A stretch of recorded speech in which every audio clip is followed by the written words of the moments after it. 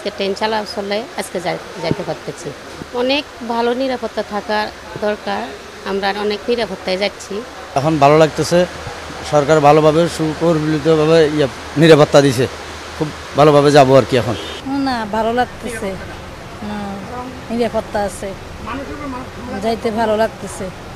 অসুবিধা হয়েছে, এখন ট্রেন চালু হয়েছে, ভালো লাগতেছে, বাড়িতে যাচ্ছি।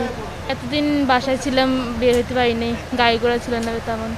সাধারণ এই গরিব রাষ্ট্রে ট্রেনটা আমার জন্য খুব উত্তম, আমাদের জন্য। তো ট্রেনটা যদি রীতিমতো চলে, তা সাধারণ লোকের জন্য একটা অল্প খরচে বাড়িতে পৌঁছা যায়, এমনকি কর্মস্থলে যাওয়া যায়। তো সবাই এটার উপরে একটু লক্ষ্য করি, ঢিল মারা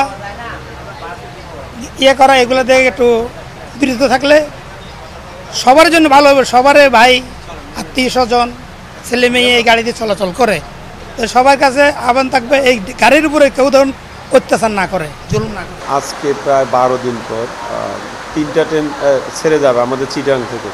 প্রথম ট্রেন 8টায় ছেড়ে গেছে, দ্বিতীয় ট্রেন যাবে, প্রথম ট্রেন 8টায় চাঁদপুর উদ্দেশ্যে গেছে, পরবর্তী ট্রেন 9টা 45 ঢাকার উদ্দেশ্যে ছেড়ে যাবে, কর্ণফুলী কমিউটার। এর পরবর্তী ট্রেন 11টা 25 নাজিরহাট কমিউটার, নাজিরহাটের উদ্দেশ্যে ছেড়ে যাবে। তো কালকে থেকেই টিভিতে দেখানো হচ্ছে, তারপরেও যারা আছে বৃষ্টি হচ্ছে, তারপরেও অনেক যাত্রী গেছে, এর পরবর্তীতে আরও যাত্রী আসবে।